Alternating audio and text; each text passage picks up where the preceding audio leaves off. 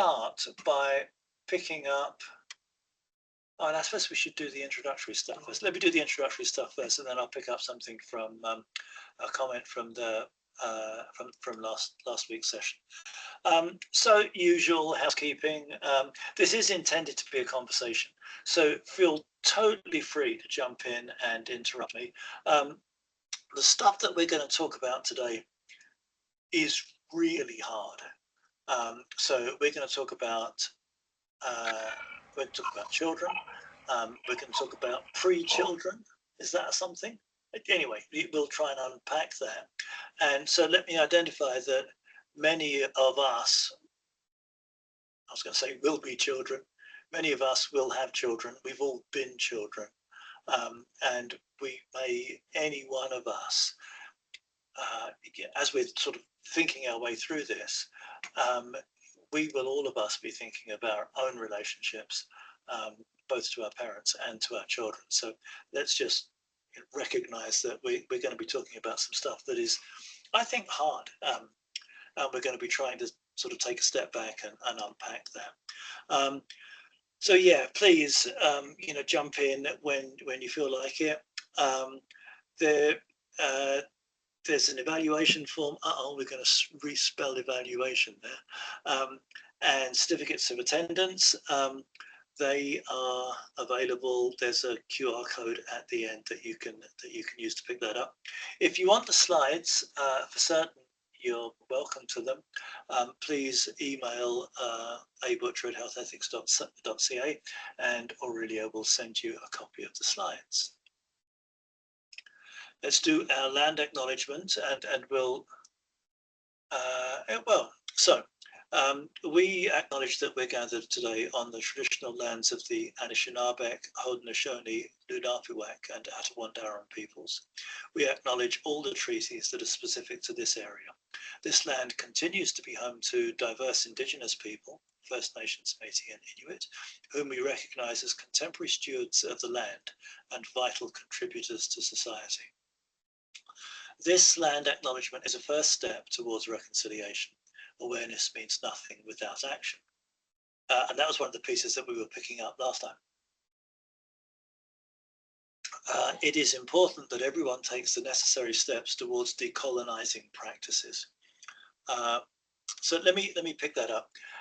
We will have at least 2 stories today which confront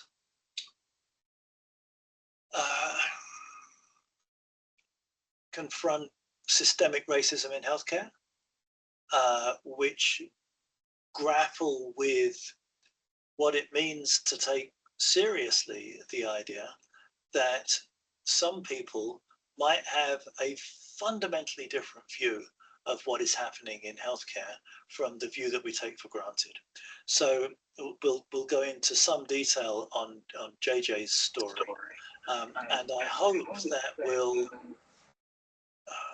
push all of us. I think it's a story that's profoundly important, and that makes us think about what we're talking about if we talk about decolonizing practices. So we encourage everyone to be informed about the traditional lands, treaties, history, and cultures of the Indigenous people local to our regions. So let me pick up some of the.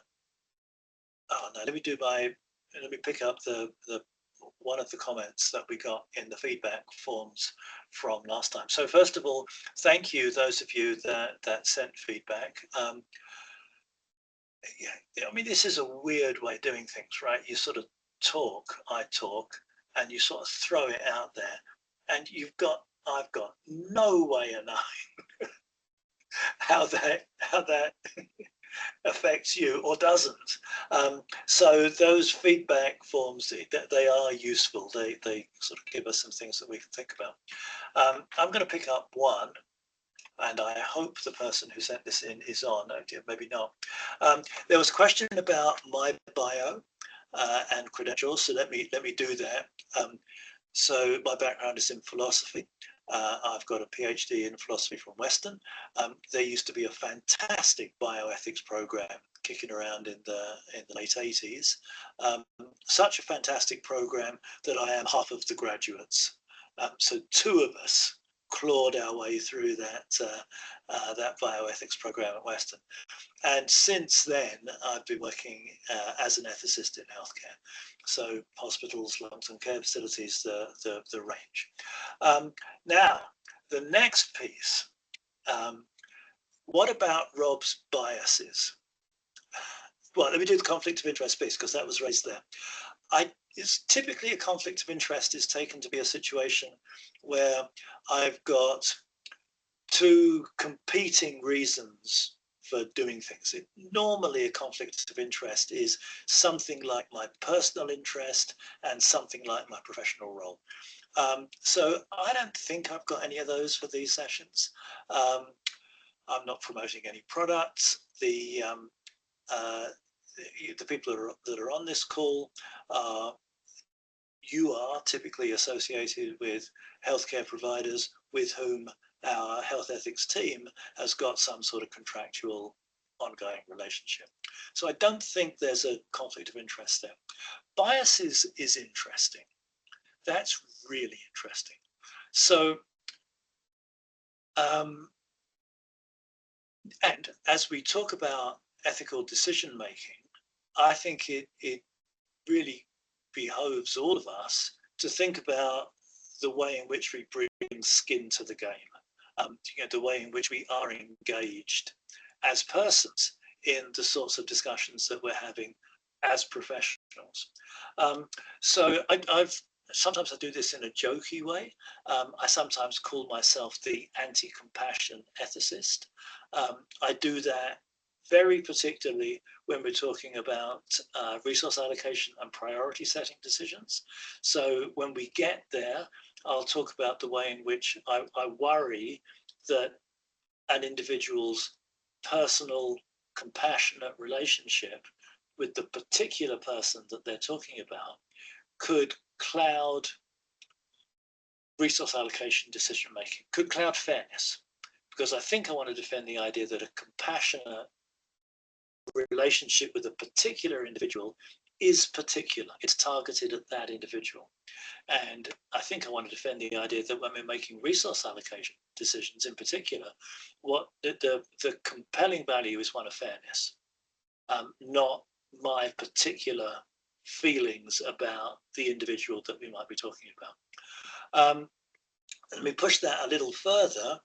A whole load of the cases that we will end up talking about could, and a whole load of the cases that crop up in your practice, could reasonably be described as something like a clash between compassion, the desire, the value of compassion, the desire to provide the care that a person needs, and something like respect for autonomy.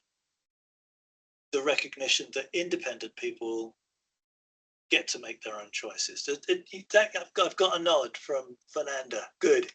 That makes sense to you? That there's that. You'll all of you have a load of cases where you know what the person needs. You know what would be good for them. We're going to talk about all of these in way more detail. You know what would be good for them. And the compassionate thing is to give them what they need. But independently, autonomously, as capable persons, as members of Canadian society, they say, I don't want that. Right? So what do? Respect for autonomy says that you've got to listen to their no. But a desire to provide the care that they need means that you want to override their autonomy and provide the care. Does that tension make sense? And I want to keep going by saying, we can't give up either of those values. So, one doesn't simply win. We often experience that. And by biases, and you'll see this, I'll fall on the side of autonomy. And I'll pretty consistently fall on the side of autonomy. Does that mean that in a whole load of the stories that we talk about, people will make their own decisions, which will turn out to be terrible? Yes. Yes. Where maybe the compassionate person could have saved them. Okay, so in any ethical decision-making format, in any room where you've got a group of people trying to work their way through to best available outcome, least worst, it's really good if you've got somebody brimming over with compassion and also somebody cold-heartedly saying this is what they're entitled to, because both of the values are important. And often what you're trying to do, we'll use the metaphor of way, balance. It's a metaphor though. You're trying to work out which of those values, principles, is the one that we need to follow in this particular case. So let me do that as my Rob's statement of bias.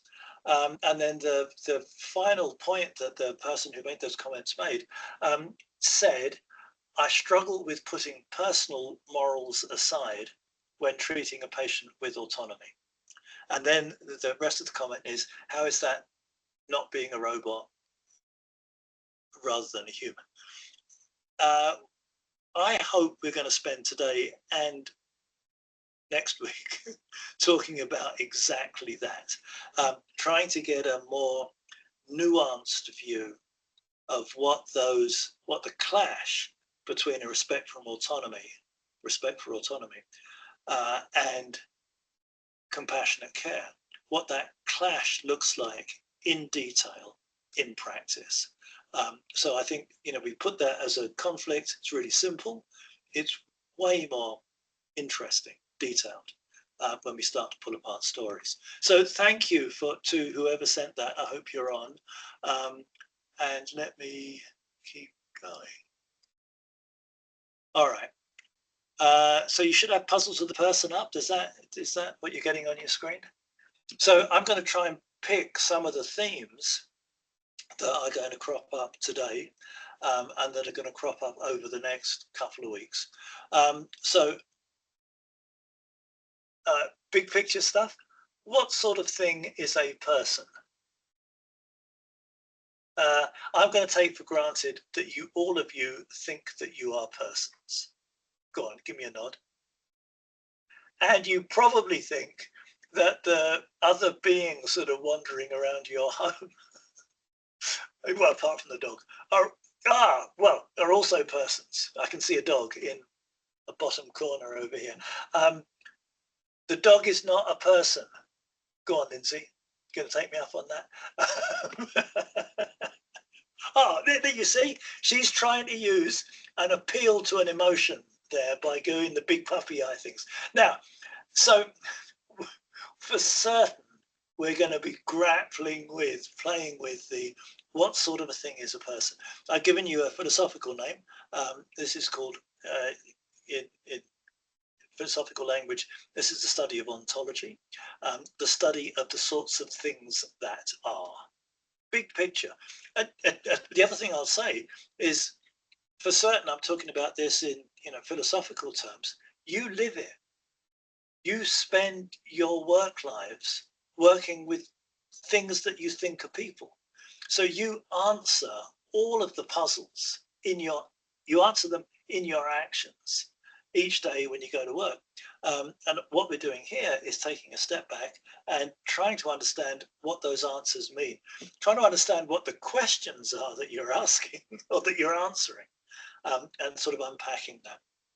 So, okay, what sort of a thing is a person? When does a person start? I think we put this one, Aurelia, in as a poll. So come on, I'm going to push you. When does a person start? Here are some options. And if you've got another option, put it in the chat. So does a person start at conception?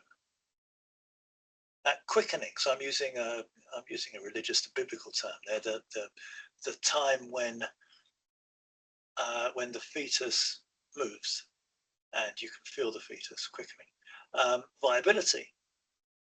Interestingly, viability is a moving target. Right, so the age at which a fetus might be viable is getting earlier and earlier. Hey, does that mean that when a person starts is changing? Birth, fairly standard version, or at self-awareness. So self-awareness is the idea that at some point when a baby matures enough, it recognizes that it is a thing that is not its mother. Go on, go on, Lindsay. Does that question make sense? It's the idea that sorry, I was answering somebody else. I'm sorry. Go on, Lindsay. Are you talking to us? Go on. Unmute. Yeah, sorry, I was answering someone else. I wasn't saying it to your thing. All right, but if you want to jump in, you please do that. Yeah, so there, the idea of a person is that in order for me to be a person, I've got to think of myself as a person. So I must have something like a conception of the self. Anyway, go on. Are people answering? We'll come back and have a look. Lockie, you're going to. You are going to. I know I'm going to be the only person who answers what I've answered, but anyway, you. Now, I didn't do this. We didn't do this as a poll, but what sort of a question is that? So is that a scientific question? Can science tell us when a person begins? Go on, you should be pausing. Is it a, well, of course, is it a philosophical question? Is it a religious question? I don't know how much you want. Is it a legal question? Okay, can you be fast? You're right, maybe I should have done that as a poll. But can you see what we're doing here? It's a perfectly reasonable question. When does a person start? But the type of question that it is, the sort of thing that would count as a reason for saying, oh, it starts at X, is profoundly contested. So, okay, what have we got? We've got a handful of responses. The favorite is viability.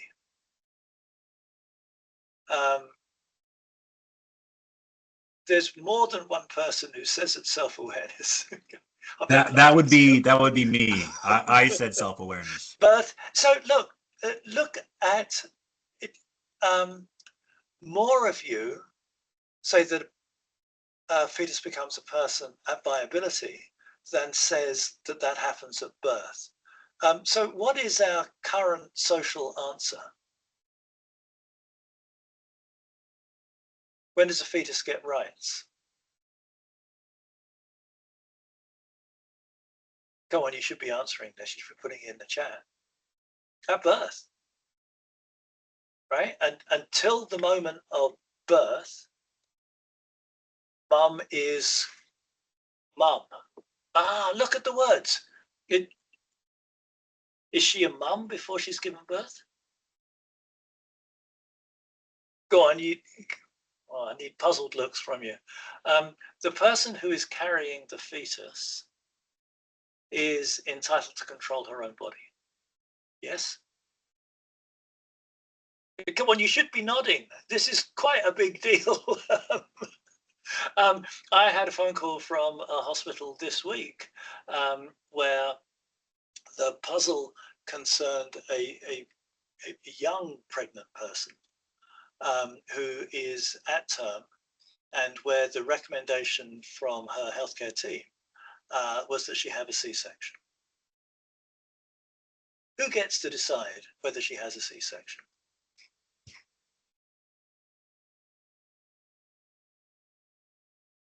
Come on. You can't look the other way and pretend that there's... have I got anything in the chat? Nothing. Nobody wants to commit. Go on, Lucky. Is there anything in the chat? Several people are saying the patient or the woman has the... Oh, I just realized I can't hear anybody. Go on, try me again. That makes oh, sense. that's better. It's mostly they're saying the patient or the woman does. Yeah. What someone's saying is she's of sound mind, so we might say is capable. We are for certain going to come back partly today, mostly next time, to puzzle about that notion of capacity. But what I want to what I want to sort of poke at now is I think we're pretty convinced that a woman gets to control her own body. Good thing too, I'd say. I want to defend that.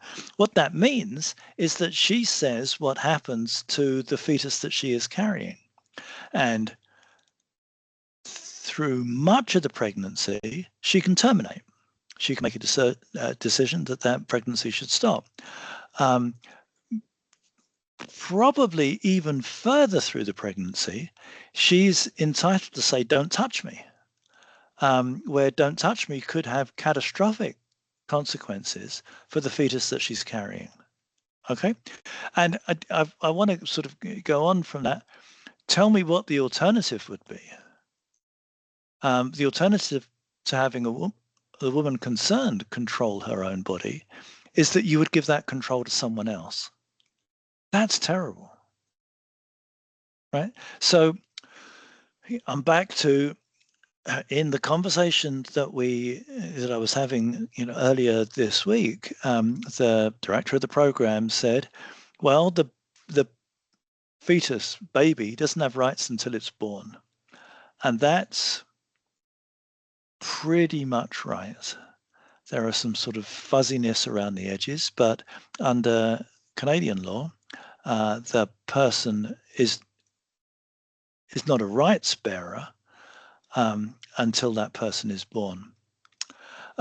So let me just identify that this is all contested, that different places have got different legal approaches to when they grant rights, have got different thoughts about the relationship between a woman and the fetus that she is carrying, which lead to vastly different decisions about what happens next.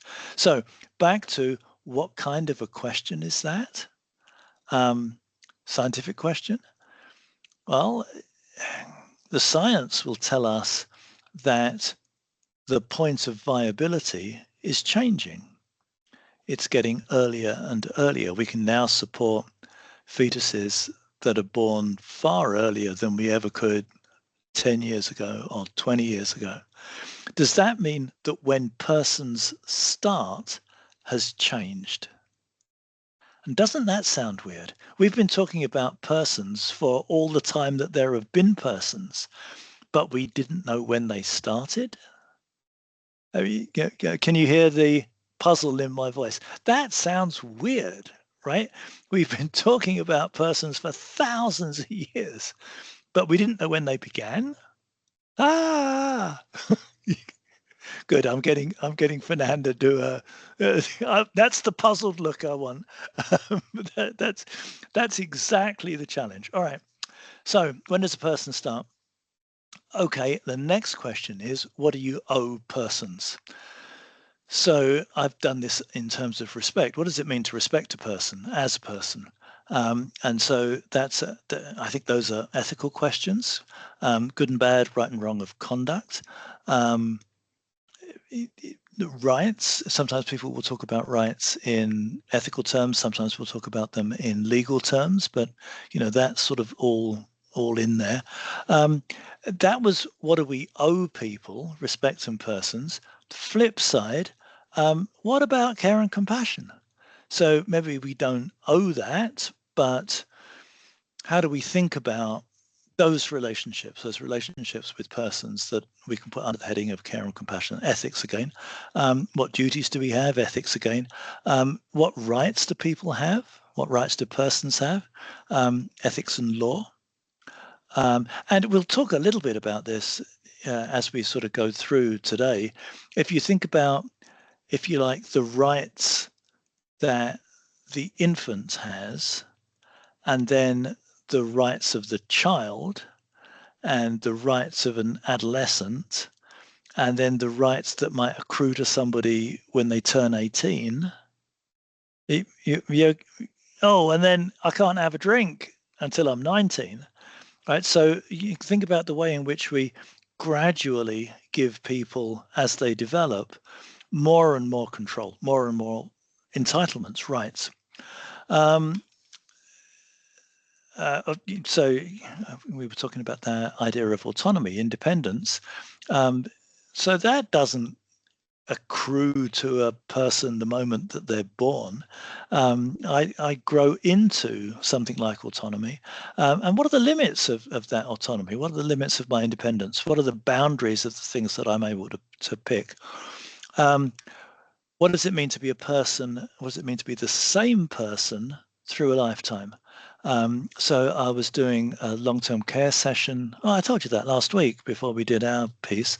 That was, I would say, the theme for that long-term care session.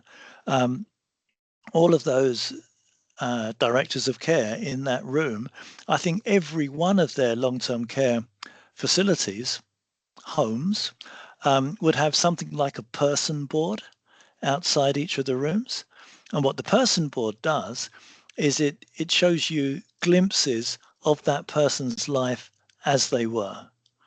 And the absolute intention there is to say, look, you see this vulnerable, diminished person in the bed, but that's not who they really are. Or at least that's not the whole story.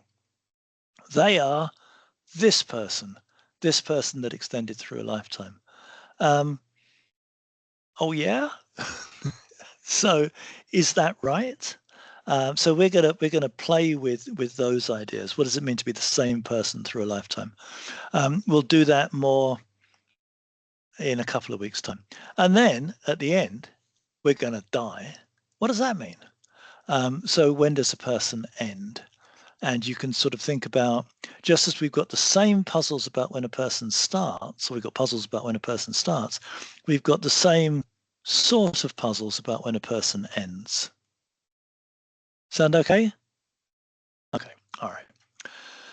So those are themes that we're going to be playing with. Oh, and let me just reinforce, you go to work every day and answer these questions in your practice, because you interact with people who are living through all of this lot. And in the things that we do, we show the things that we believe, the things that we take as foundational. Next one. So another theme. So that, look, I've quoted an article from the early 80s. The article is called "Did Medicine Save the Life of Ethics?" So philosophical ethics had got totally knotted up into a whole series of completely absurd, arcane, angels dancing on the head of a pin type questions. And what medicine did is it suddenly, with technological innovations, started doing a whole bunch of things that we simply couldn't do before. So one of the great pieces here was the first heart transplants. So in order to do a heart transplant, people have to be dead. So, how does that work? When you remove the heart from somebody, does that kill them? And you've got to take the heart out of the recipient. So does the recipient die, killed by the surgeon before, and dead for a bit before you put the new heart in? So just a ton of questions that are raised by the new things that we can do. There should be. I haven't got a place to worry about this yet, but everybody's excited about AI. Good. I mean, we probably should be. It's going to have profound impacts on the things that we can do. So you know that I work a lot in healthcare, in home care.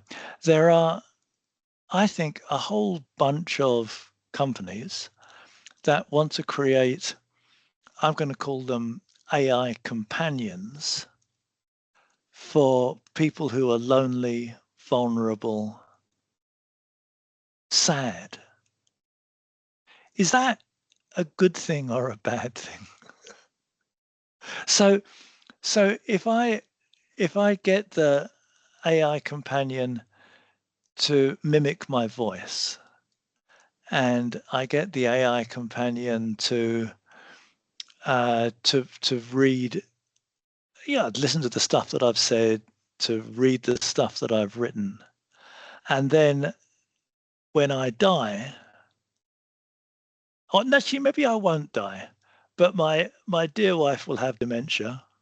Give us a nod. She's looking demented there. She'll have dementia, and she'll keep asking the same questions over and over and over again. And could I give her the chatbot AI, Rob, that is forever patient and will listen to the question for the 100th time and retell the story of that time when we did, right? Is that a good thing or a bad thing? Come on. I'm getting blank looks. But you can see why it would be a good thing, and you can see why it would be a tragedy. Right? So, should we do it? Those should questions. You know, we've got the ability to do all sorts of things that we could never do before. Should we do them? So, all right. Another theme, and so I'm calling this authority and decision making. I want to connect that back to the comment that I was identifying at the beginning. The comment that said, so what happens, you know, with autonomy and treating people as individuals? Does that just make me the care provider as a robot? I don't think so. I think that one of the sort of nuanced set of questions really concerns who gets to decide what. So who gets to own what decision? So, and you can, so typically for resource allocations, people would talk about a macro level, a meso level, and a micro level. Macro, at the macro level, Canada and the provinces set the level of funding for healthcare. They determine what portion of the national budget goes towards. So they decide how much to tax us in order to pay for healthcare. All right, so that's, you know, macro. They'll then decide, again, at pretty much a macro level, what proportion goes to hospitals, what proportion goes to home care, and so on. And then at the mid-level, different organizations and agencies will decide, you know, whether they fund this machine or that, whether we have this program or that. And then at the patient level, somebody will decide whether or not this individual is eligible for that service. It makes sense? And they're all interconnected. So there are different levels of authority for making those different decisions. So that's the funders. The state will also set boundaries around the things that we can do. MAID is a perfect example. The boundary before the introduction of MAID was thou shalt not administer a lethal dose of a narcotic with the intention of killing somebody. After the law was changed, that was permitted. It makes sense. That's a boundary that's set by the state through law. You could say the same thing about medical marijuana, and I'm sure we're going to see the same thing around psilocybin and consciousness expanding drugs. So that's sort of a legal piece. We've got funders, healthcare providers. And this, it goes back to that, again, to that comment at the very beginning. Standards of care limit the things that any particular healthcare provider can do. They set boundaries on the things that my physician might do. My physician is not a car salesperson. Right? The car, if I want the Go Faster stripes, then, and I pay for them, the salesperson will sell them to me. My physician does not play that role. There's a fiduciary relationship there. Now, that's a puzzle. So if you think about the range of, I'm going to use open inverted commas, cosmetic procedures that people currently undertake, that looks like the relationship between, rather than a patient and a physician, that looks like the relationship between a consumer, and a service provider. Go on, does that make sense? Can I, maybe I've got it further down. Can I do just anything to my body? And should a service provider be permitted to provide me with any service that I might want? You can think about that in particular in terms of assisted reproduction.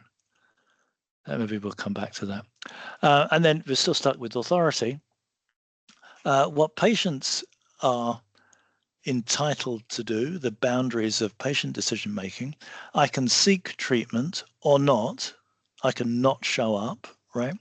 I can then consent to an offer of treatment or not.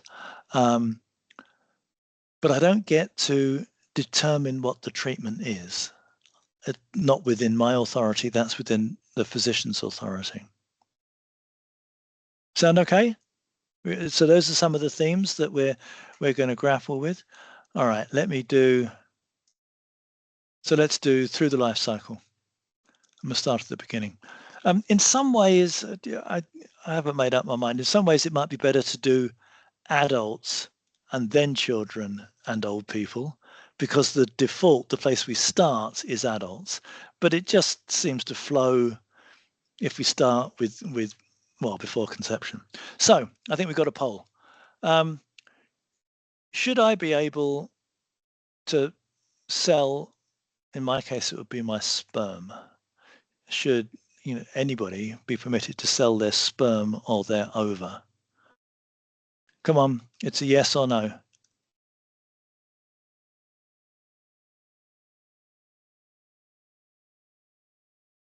We getting answers? What are we getting, Lockie? In the poll itself, it's almost exclusively yes. Some no's in the chat, but it seems like predominantly yes.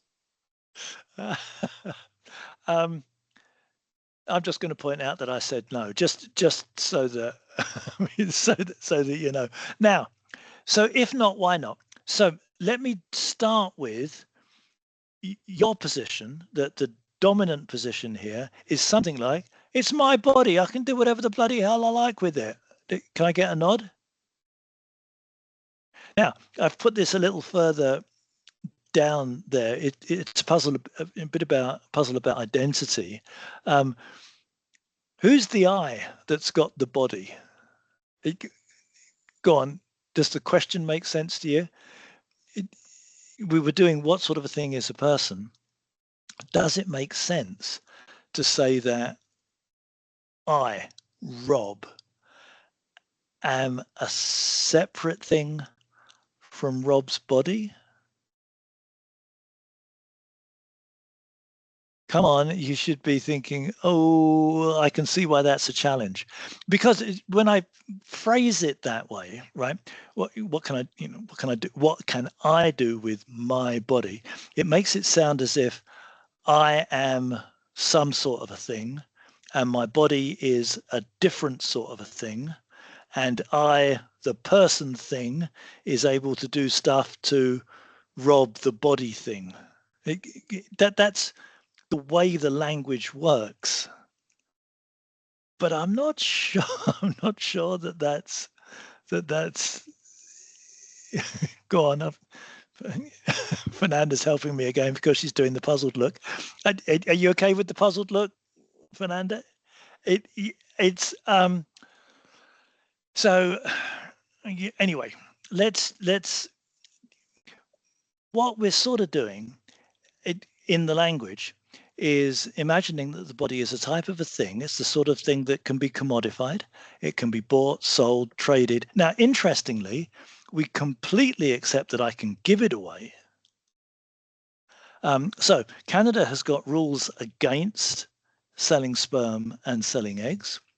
That's it was the Commission on Reproductive Technologies from, maybe it's as far back as the 80s, maybe it was in the 90s.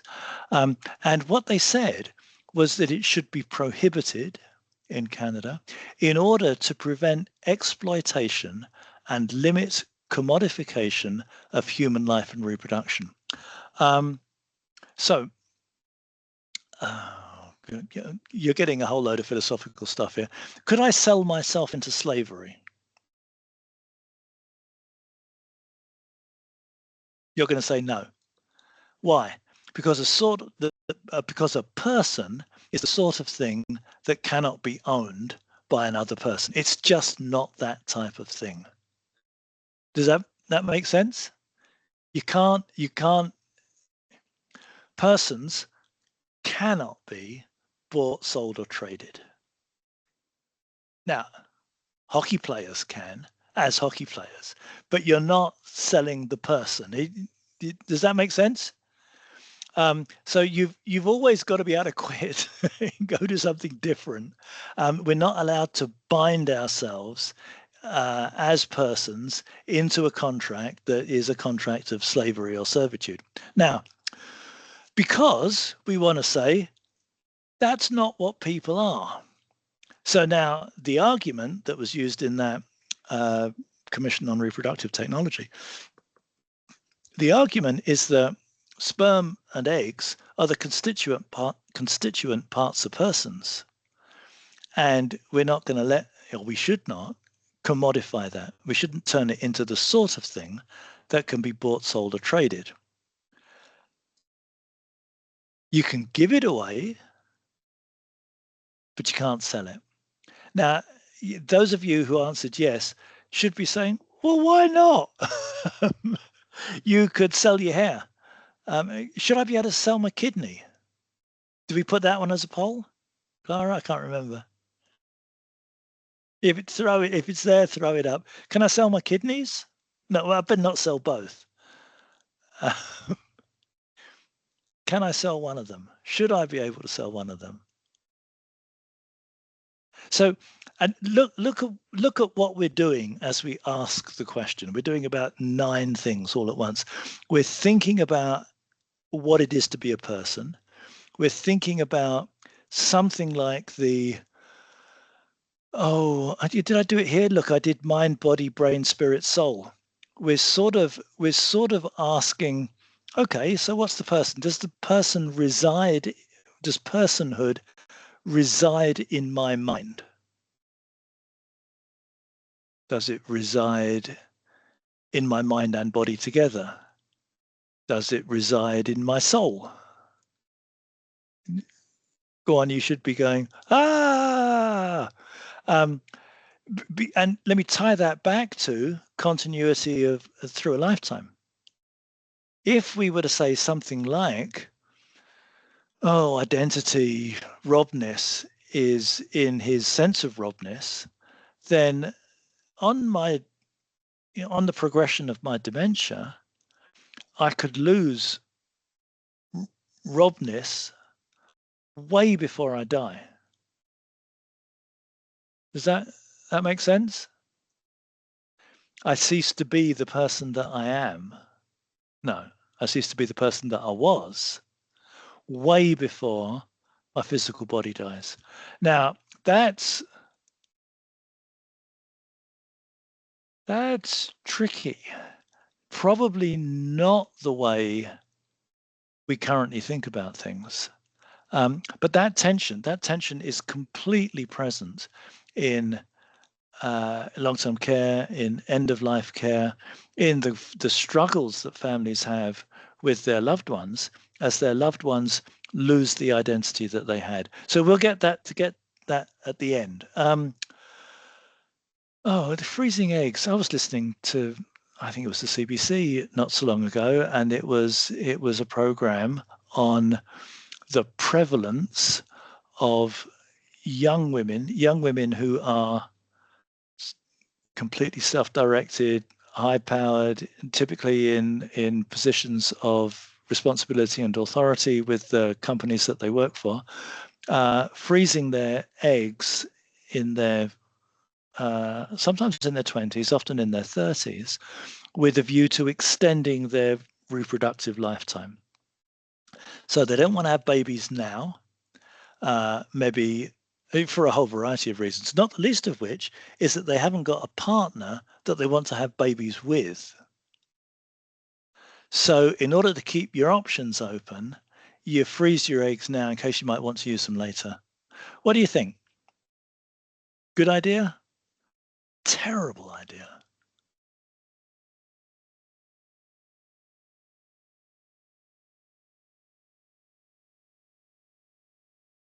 Nobody's answering, Lockie. Nobody's saying anything. Well,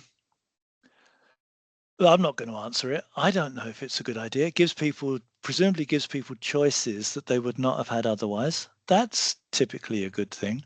One of the anthropologists on the podcast said, well, what it actually represents, what's actually going on here, is that as women become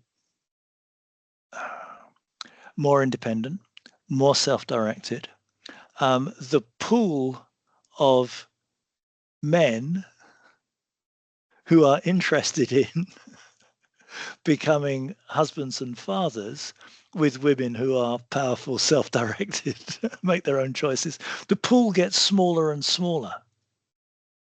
Rob, you might want to have a look at the chat. Oh, okay, I will. Okay, counter treatment, absolutely. So there are some circumstances where the reason for freezing the eggs is exactly that they're undergoing a treatment that will give them some options. Yeah, I think that's easy to support. Absolutely, yes. The ones that I find more puzzling is where it's a choice, and the choice is to extend sort of reproductive time, and where that's the puzzle is partly a mismatch between eligible bachelors, eligible male partners, and women who are powerful, self-directed, in control of their own lives, making more than any prospective partner that they may have. Anyway, so all I'm after is, here's something that looks like a choice, but that raises the question: we can, but should we? Should that be something that's permitted? Through all of these conversations, one of the things that we're doing is unpacking, trying to understand things that are embedded in the ways in which we think about the world, things that we take completely for granted in our ordinary language. And what we're doing is trying to identify the implications of ordinary language. So, what's sitting behind that? And is that what we mean? All right. Let me do some examples.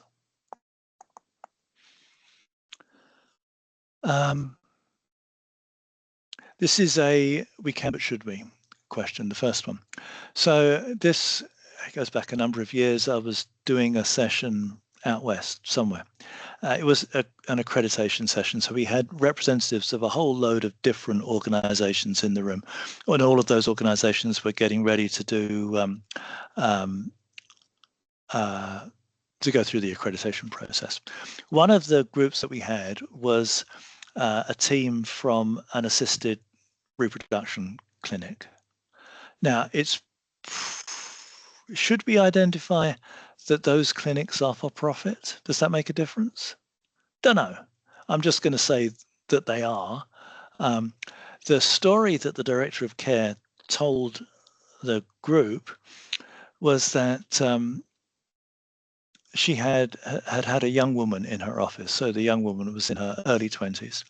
She'd just gone through the egg harvesting process. I don't know what that entails, but she'd just been through it. So she'd given her eggs up. And she was in tears. She was distraught. And so the director of care, as she was talking to her, said, so why? What's the matter? Is it, physical? No, it's not physical. The story that the young woman told was that she was donating her eggs for her mum. Her mum had a new relationship, a new boyfriend, and she wanted to have children with the new boyfriend. And she wanted her daughter's eggs in order to do that. And then the young woman said, and he's creepy. So what she's saying, I think what she's saying is my first child. Now, see, look at the language, tricky. All of this is tricky, right? My genetic material, my egg, my first impregnated egg will be impregnated with the sperm of a guy that I think is terrible. Go on, what do you think? Ah, good. Yvonne's doing a... Go on, does it sound awful, Yvonne?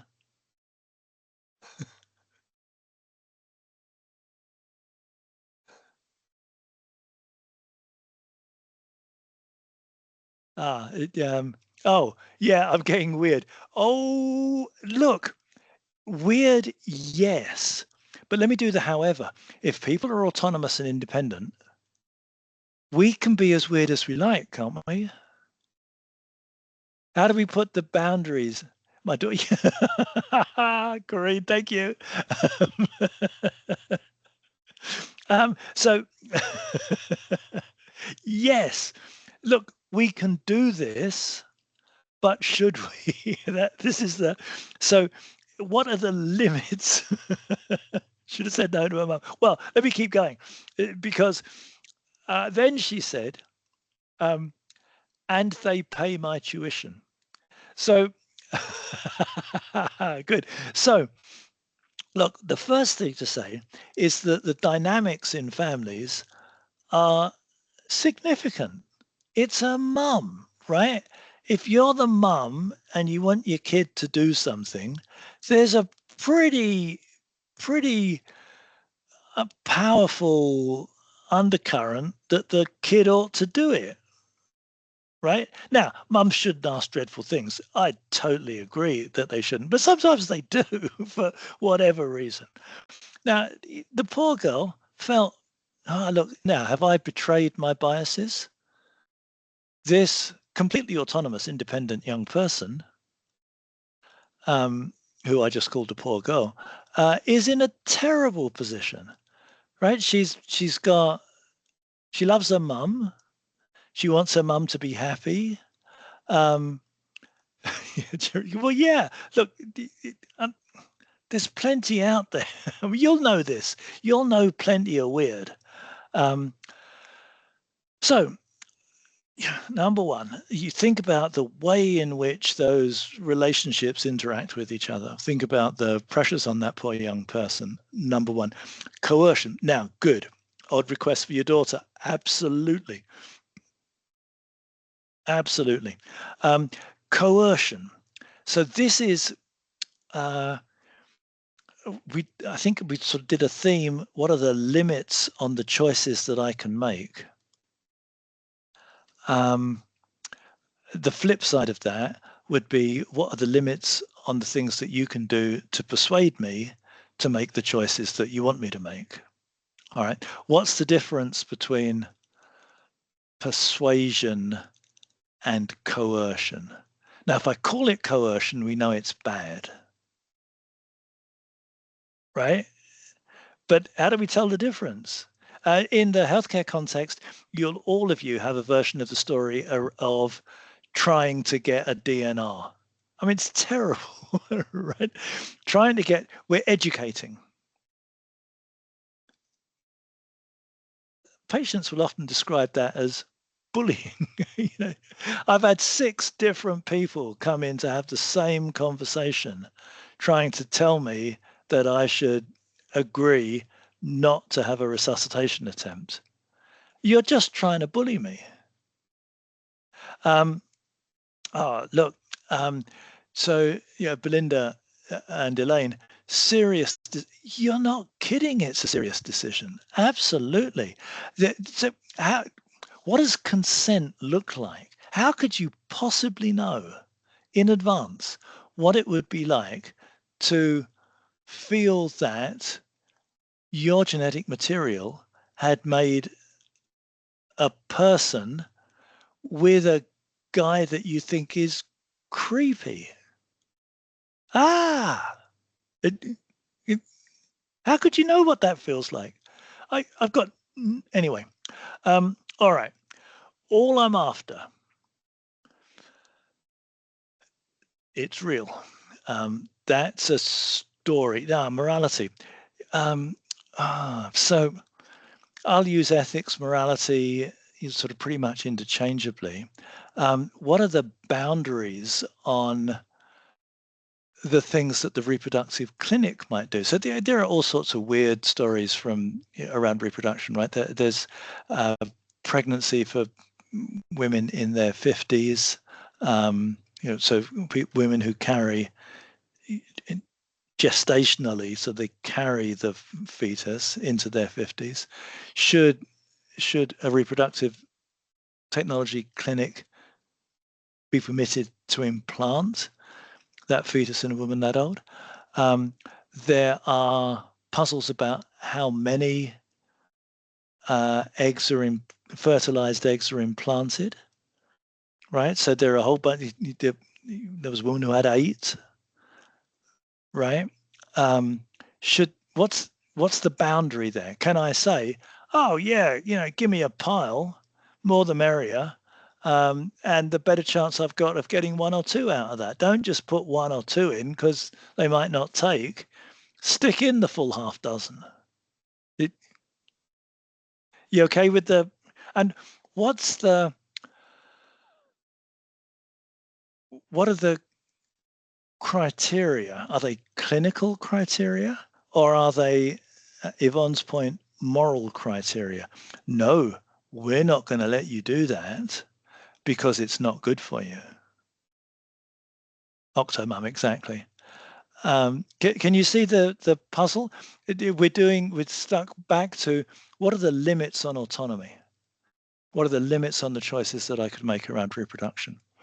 Okay. Blood transfusions. I was doing one of these sessions, I don't know, 25 years ago. It was with care coordinators. So care coordinators can work in home care, but they typically come from other areas in healthcare. And I had a nurse at the back of the room, and she said, this has stuck with me for my entire career. And she went on to describe being part of a mum and baby unit, and mum was giving birth and started to bleed out. So that's the phrase that the nurse used, and it's chilling, right? If you bleed out, and mum was a member of the Jehovah's Witness tradition, and she had said, I don't want blood or blood products. And they went to her husband. So yeah, they're desperately scrambling. They're, she's not capable now because she's in the midst of childbirth. So somebody else can make a different decision, hubby. He's in a terrible position too, right? And he said, no, she's a good Jehovah's Witness. That's her faith. So no, you can't. And the nurse describing the situation said that, they sat on their hands. They watched her bleed out. They watched her die. Watched her widow her husband, orphan her baby, and all of them said that they could have saved her like that, right? That what was needed to save that person was completely within the power of all of the people, all of the professionals in that room, and they had been told no, and they had to follow the no. It's awful. Is it? Yeah. Anyway, now I've got a little further down the impact of those decisions on others. That nurse carries that scene in her heart for the rest of her life, right? She witnessed something that she could not prevent, and that's terrible. She had to carry that. I don't think anybody did anything wrong, but the cost of honoring that person's right to refuse is profound, not the least of which profound on her baby and her husband. So blood transfusion. At birth, there's a story from BC. I should probably track it down and date it, but maybe it's going back a dozen or more years. Again, a family in the Jehovah's Witness tradition had gone through reproductive technology, assisted reproduction, and she gave birth to 6, and it was sextuplets, and a number of them were severely compromised. I think 1 or 2 might have died at birth, but there were others that needed a lot of care, including blood transfusions.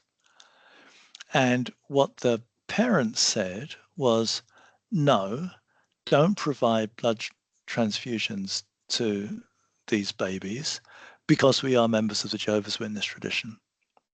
What do you think?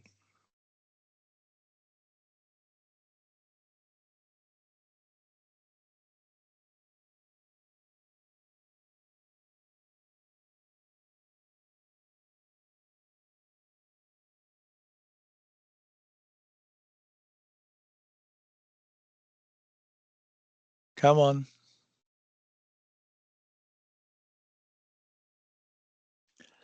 Right.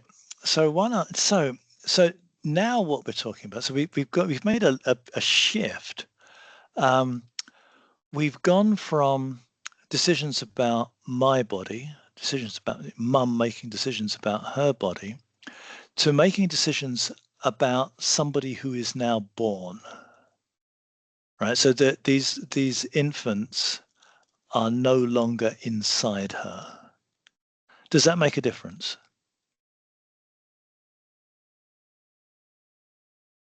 Right, I've got a whole load of people here who are busily defending the idea, well, I've got some people busily defending the idea that parents have got unlimited rights over children. Does that sound right?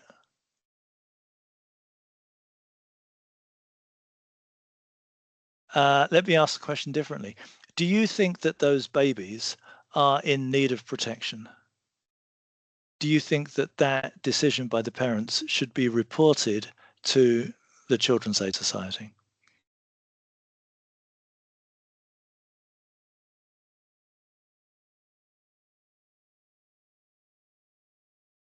Gorgeous. Good. So I'm saying yes, by the way, just so, and we're gonna unpack this. The shift that we've made is to go from the rights, autonomy, independence of a capable person around controlling their own body. Okay, that's where we started. But now we're talking about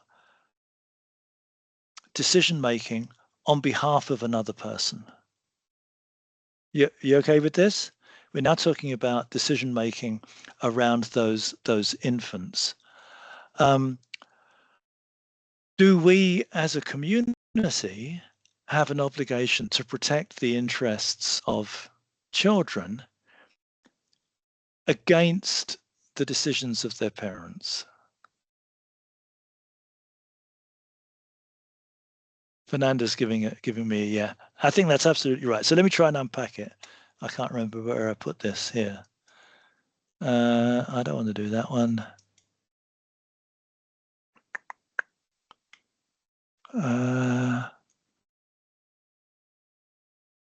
No, I'm just trying. I want to get.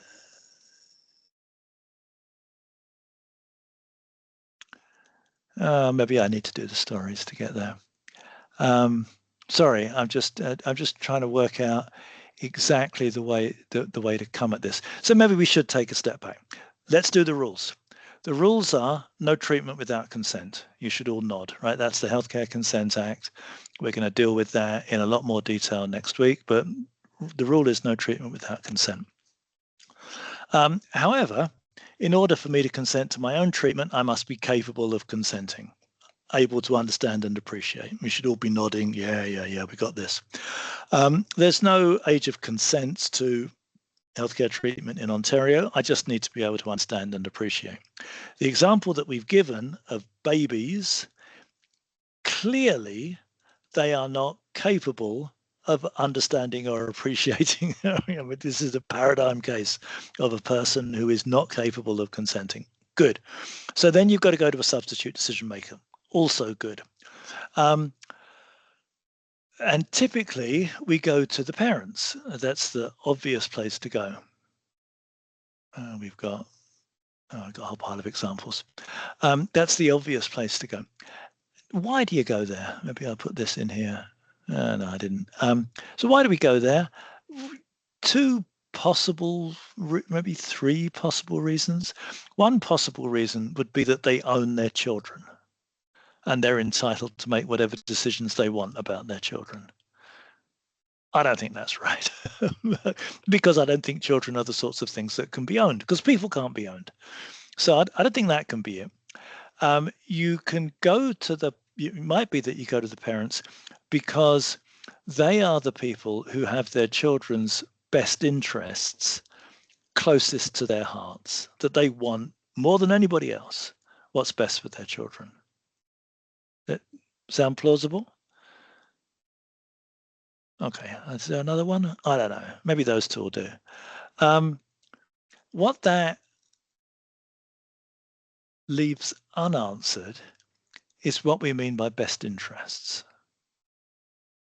Okay, so in this sextuplet family, so this is blood transfusions and the BC sextuplets, what the family is saying is that it is in the best interests of my children, some of my children, to die rather than to have a blood transfusion. What do you think? Sound plausible? Do you think we should agree?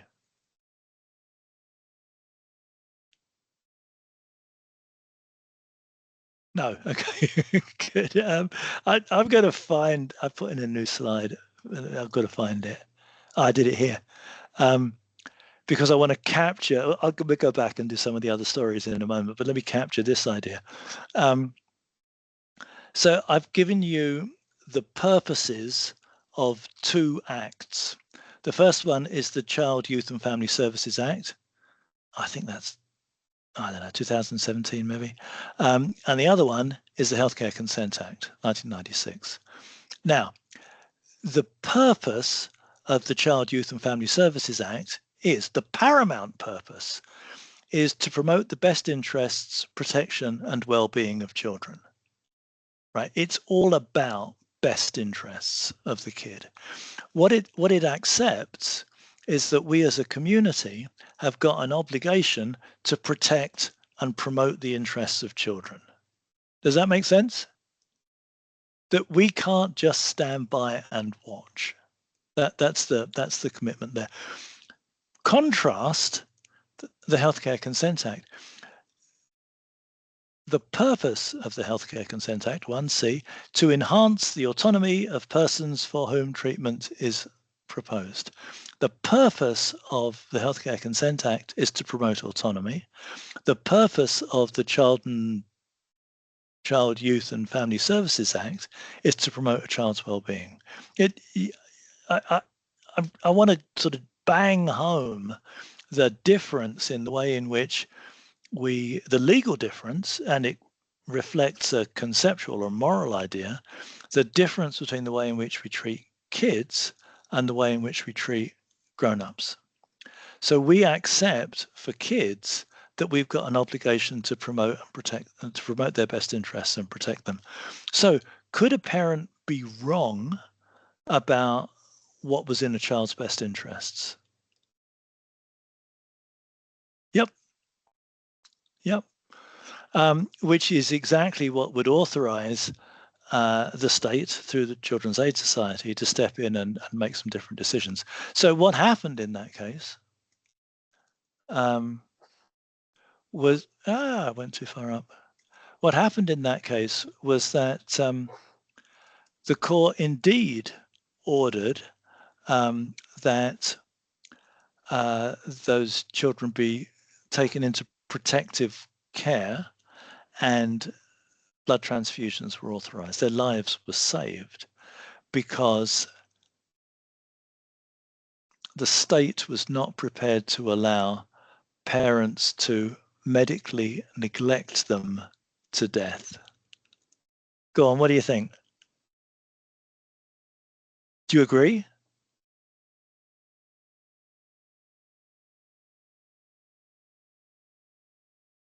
I'm getting some nods, not universal nods. All right. I want to do, I'm going to do a couple more of these stories. I'm going to do JJ's story. Because I want to tie JJ's story back to reconciliation and the land acknowledgement that we started with. So JJ's story, there were two Ontario stories that were unfolding at around about the same time. So maybe I'm going back 7, 8 years, something like that. They were similar in some respects. They both concerned young Indigenous children. They're both girls. Both of them were about 11 or 12 years old. So I'm going to do JJ's story.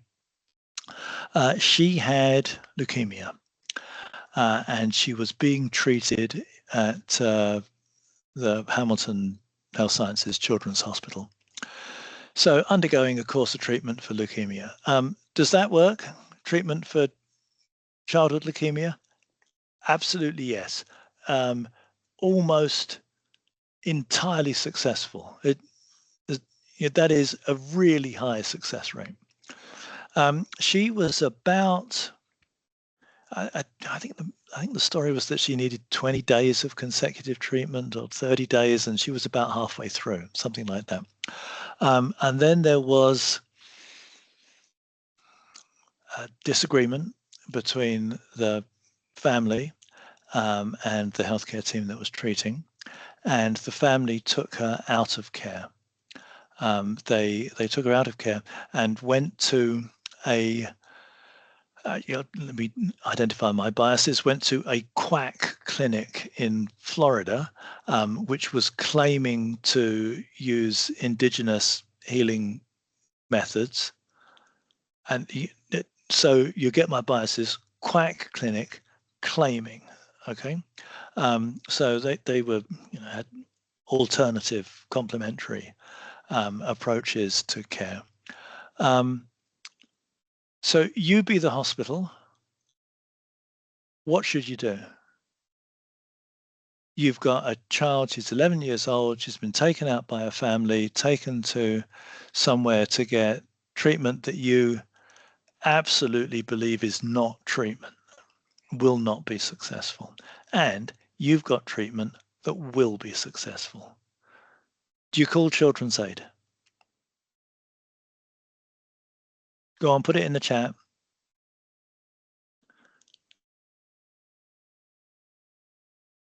See if we get some answers. Oh, I've got some yeses. Good. Yeah, that's exactly what they did. The team thought that this was a child that in effect was being medically neglected. So they appealed to the local Children's Aid Societies, Brant Child and Family Services or something. Brant Child and Family Services did what? Go on, have a guess.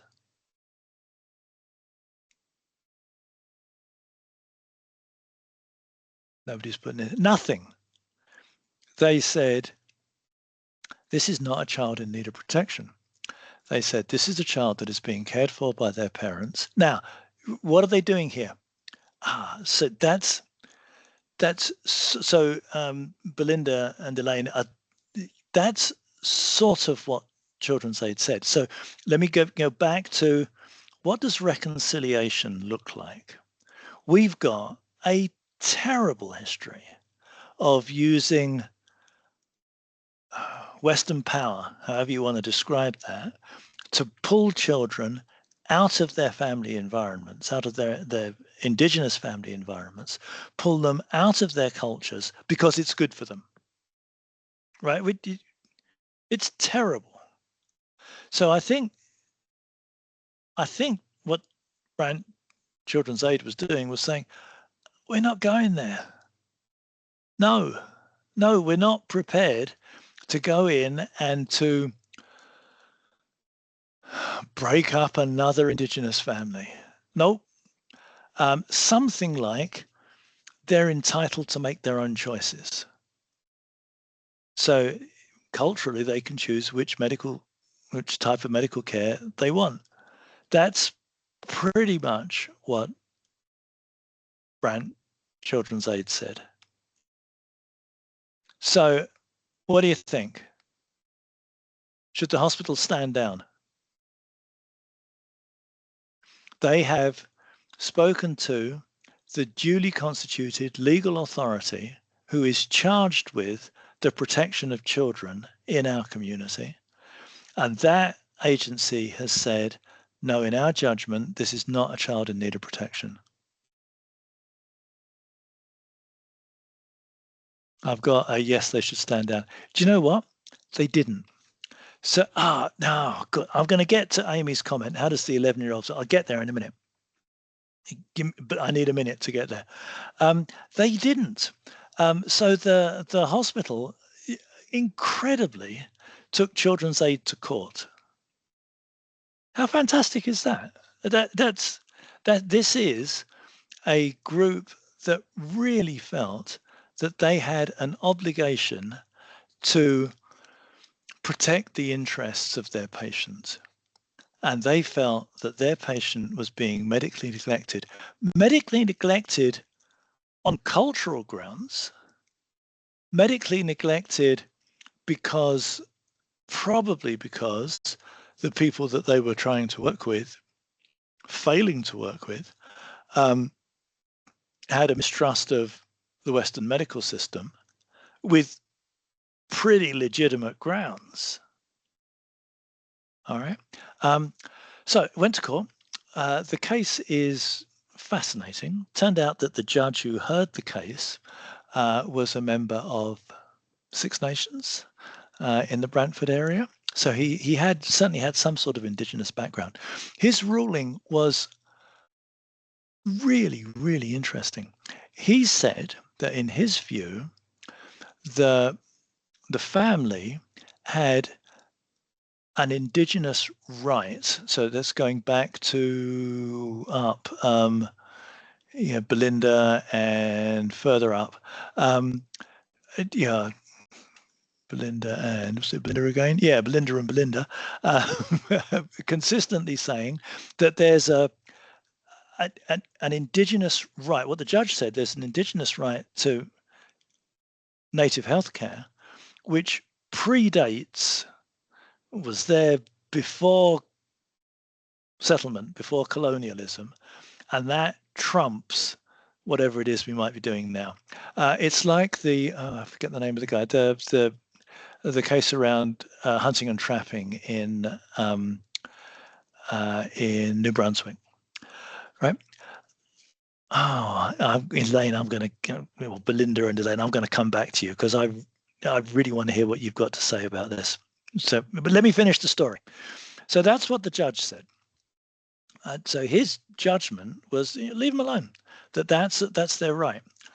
Now, so that got fairly widely reported, and there were loads of people saying, no.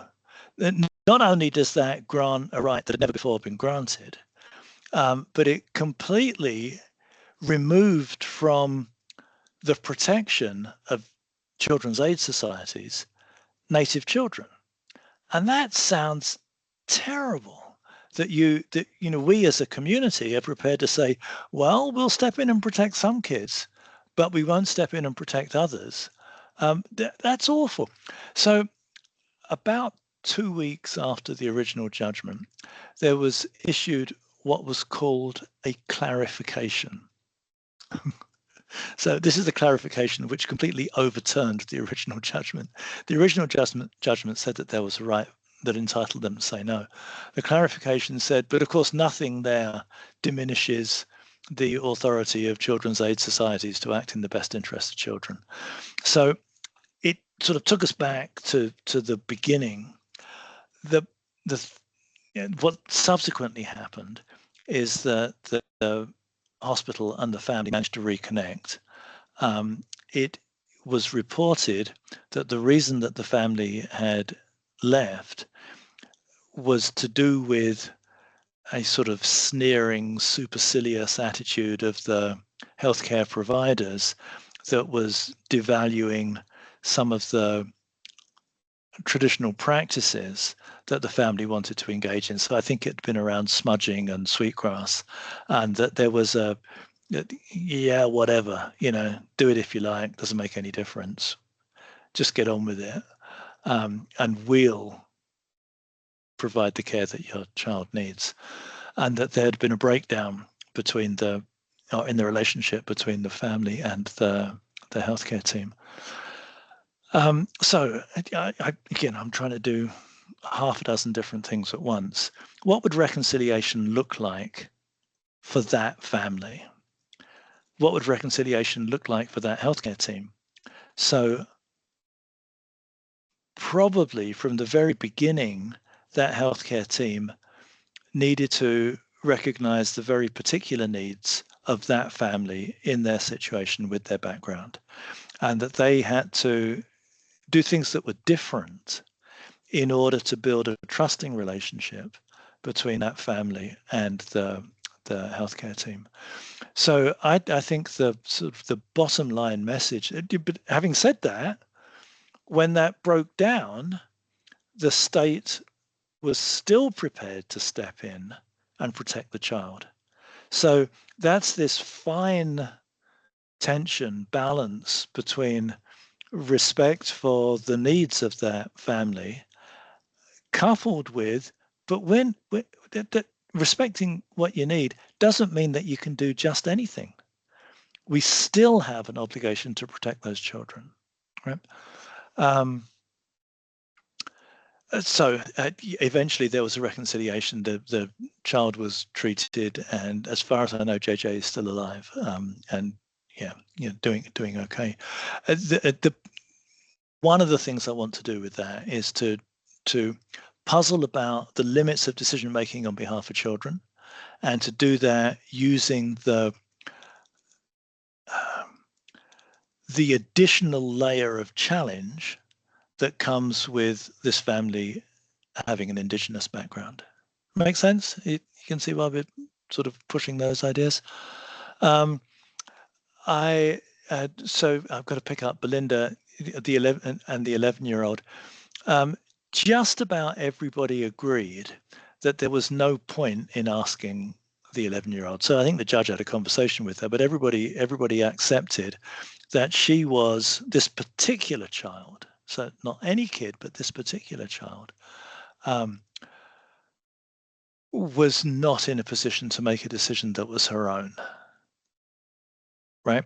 So again, I've got a pile of stories that are similar with young kids. You can really easily imagine a young kid doing whatever mum and dad say because that's what mum and dad says.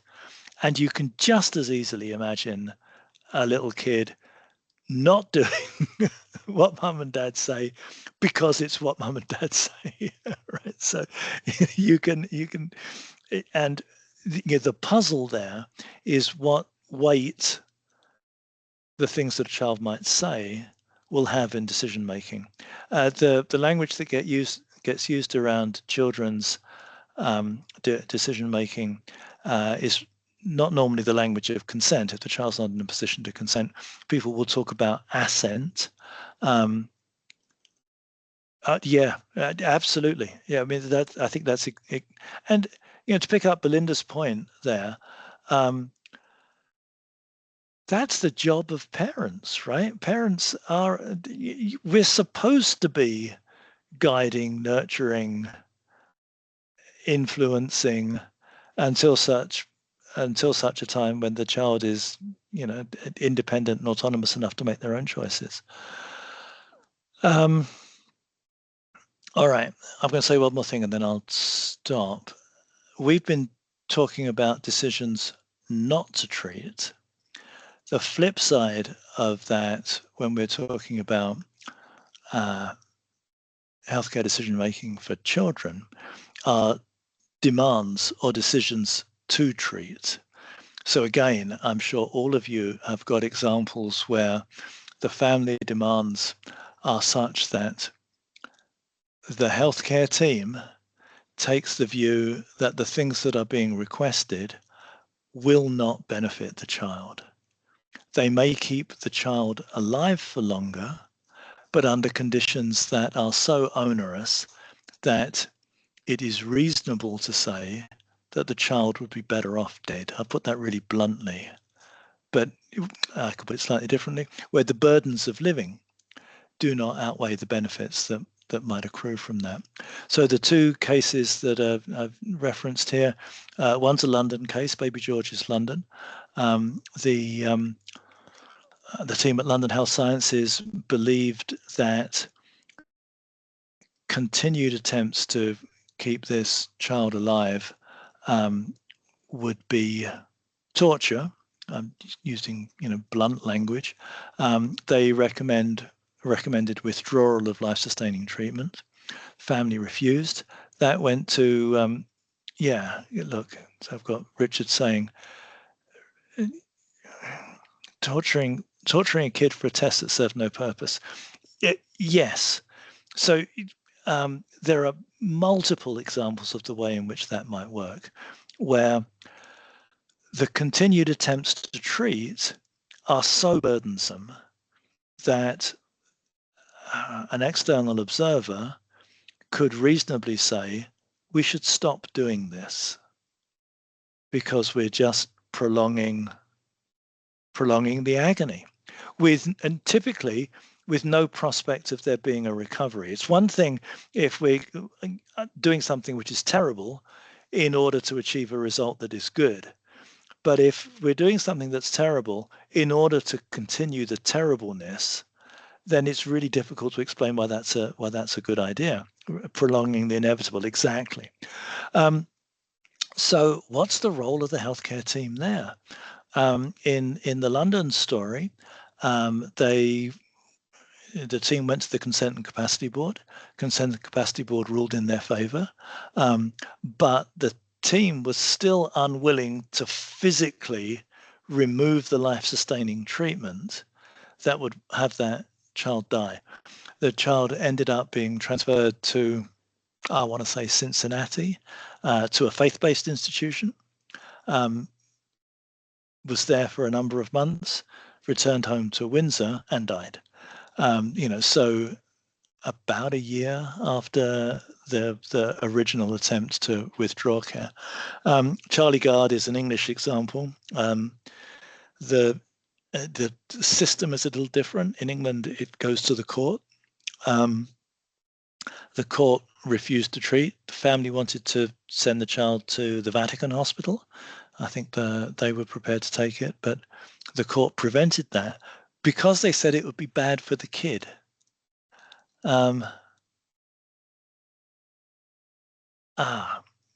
Right. So Kelly, go on. I'm going to finish with Kelly's comment. I'm going to read it, Kelly. When I first started nursing, I had a few families I worked with, but they were adamant about the quantity of life. Sorry, I misread you. Quantity of life, and spent huge amounts of money traveling to other countries for care. And unfortunately, there was no improvements for any of them. It was rough being a part of it, but it was their choice.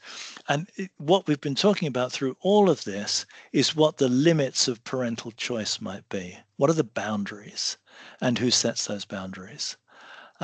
So, oh gosh, go back to some of the themes that we said we'd talk about today.